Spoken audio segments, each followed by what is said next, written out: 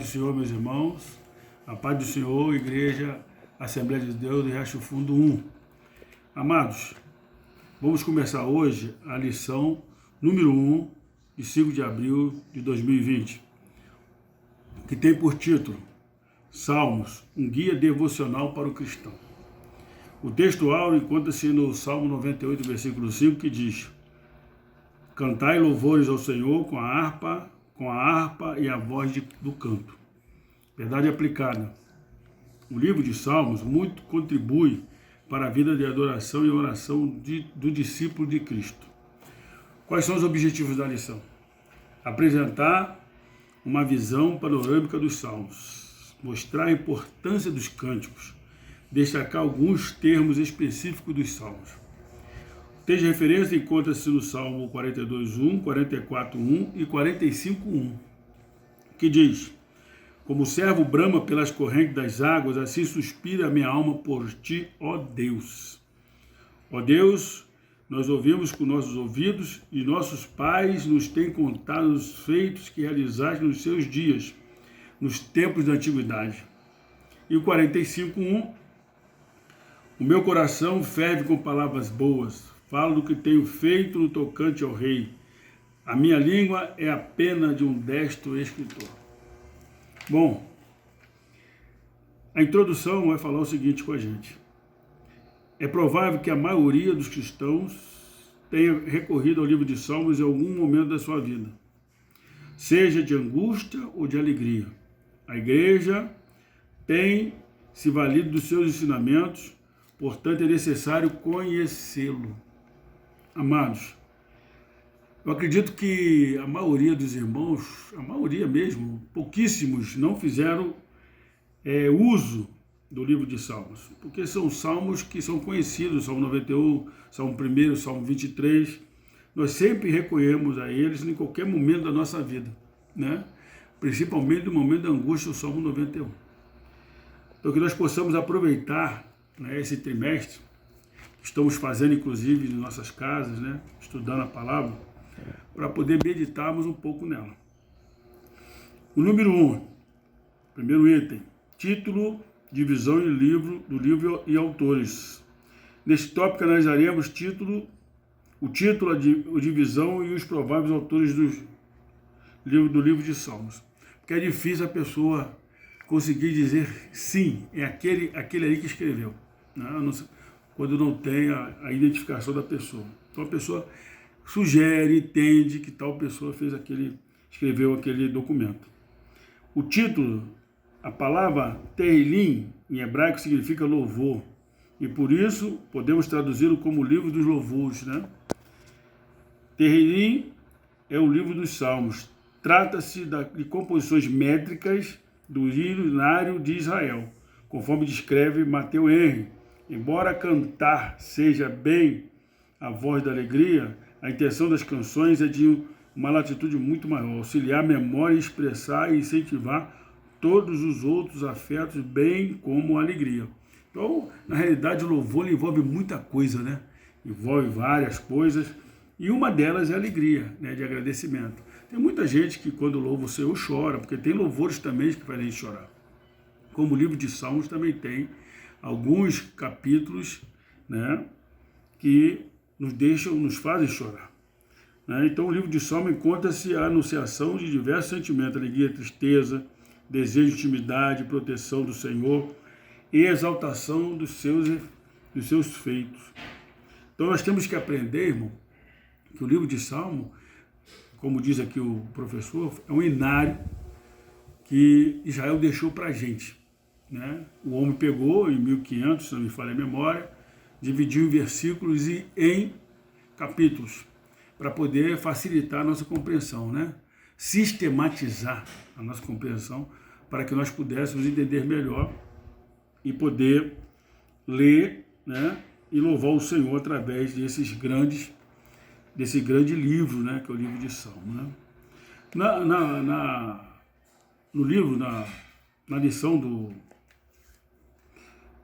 da revista do professor, ele vai dizer o seguinte: Lucas Freire, em seu artigo, o escritor, A igreja deveria cantar mais os salmos, destaca.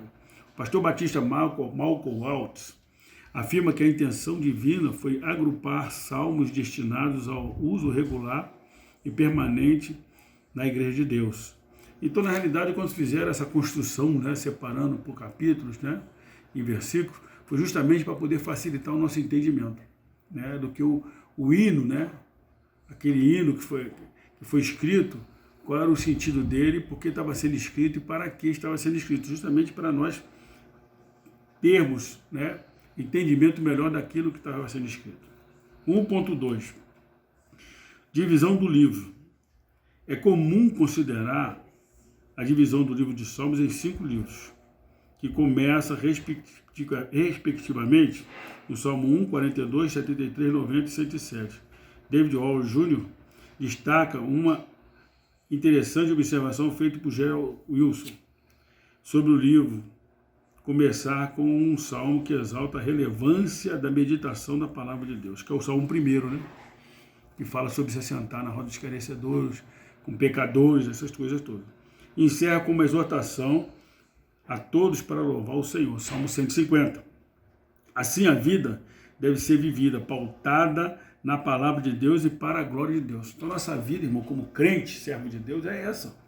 É louvar o nome do Senhor, adorar o Senhor e tudo fazemos para a glória dele. A nossa vida tem que ser pautada na palavra de Deus. O alicerce da igreja, o alicerce do cristão está justamente na palavra de Deus. E nós precisamos disso, estar ali alicerçado. Por quê? Para evitar que temos problemas futuros, né?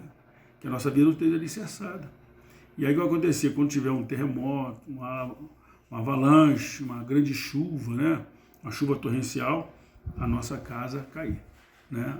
A nossa fé se ruir e ficarmos como outros, que a gente vê aí, crentes antigos, que às vezes ficam, né, cocheando em 2 pensamentos. Nós não podemos cochear em 2 pensamentos, nós temos que estar focados na palavra do Senhor. Bom, e o 1.3 fala dos autores. É importante ressaltar que nem todo salmo é de autoria de Davi. Tem muita gente que acha que salmo de Davi, não é, tá? A maioria é de Davi, mas tem salmos de outras pessoas escritos, como o Salmo 90, que é de Moisés, né? Talvez por ser mais conhecido e atribuído a ele um maior número de salmos, 73 para alguns comentaristas. Dos 150, 73 é dele, então logo 77 não é dele. É que seja comum denominar salmos de Davi. Porém, há salmos cuja autoria é desconhecida ou sem consenso entre os estudiosos. 50 salmos segundo a Bíblia da Escola Bíblica, como o Salmo 1, 2 e 10, dentre outros. Outros autores são Moisés, Salomão, Asaf, Emã, Etã, filhos de Corá. Assim o Espírito Santo inspirou e conduziu diferentes pessoas em diversos momentos para registrar que, independente dos contextos e época, o Senhor, Deus, é digno de adoração em todo o tempo e dele somos dependentes. Então aqui no ponto 3 ele está justamente falando isso para a gente, a nossa dependência de Deus, mostrando que não é por causa do autor. Claro e evidente que é muito importante, nós sabemos quem são os autores, mas não é só o autor.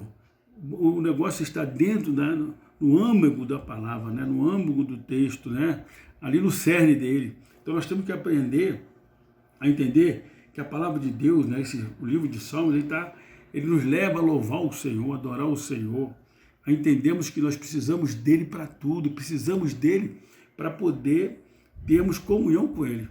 Como é que eu vou ter comunhão com uma pessoa se eu não conheço aquela pessoa, né? Essa amizade que eu tenho com Deus, esse respeito que eu tenho com Deus, né? Que muitos na igreja têm perdido esse respeito pelo Senhor, né? Essa amizade com Ele e esse respeito que eu tenho por Ele é que vai fazer com que eu seja um servo de Deus fiel. Vai fazer de mim um homem diferente dos outros, né? Então nós precisamos, como servos de Deus, né, fazermos as coisas de acordo com a vontade dele e entender que o Senhor deixou esse livro de Salmos para poder nos ensinar a adorar o Senhor, nos ensinar o tamanho, a grandeza do Senhor, né? Nos ensinar que no Salmo já apontava para o Salvador, o remidor da igreja, né?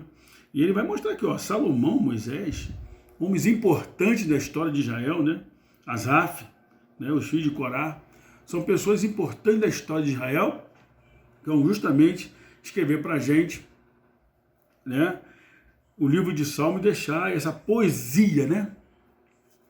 Eu tenho um amigo meu que quando vai pregar, que vai pregar em cima do livro de Salmo, ele fala, quando vai se falar sobre o livro de os Salmos de Davi, ele fala que Davi pegava a sua harpinha e tocava a sua harpinha e começava a louvar o Senhor.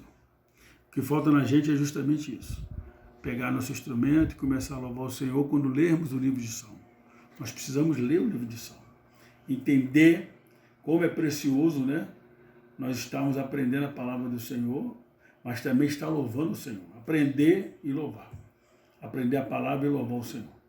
Né? Precisamos, então, fazer aquilo segundo a vontade dEle. Né? Entendemos que Ele que guia a igreja, Ele que nos dirige, Ele que nos ensina. Na Bíblia de King James, a primeira coletânea pré-exílica, né, de Salmos foi organizada na época por Davi. Na época de Davi, quando a liturgia do culto a Javé, a Jeová, começava a tomar forma. Então, na época, né, pré-exílica, antes do exílio de Israel, né, ela começou a ser organizada na época de Davi. Sempre é bom nos organizarmos, irmão. A organização ela faz bem a igreja, faz bem a nossa família, faz bem as nossas contas, faz bem, né, no nosso serviço. Tudo tem que se organizar, você tem que saber tudo, você tem que registrar tudo. E Davi, né, na época antes de exílio, ele fez isso. Por quê? Para poder justamente nós termos condições de adorar o Senhor e entendermos o que Ele quer de cada um de nós, tá?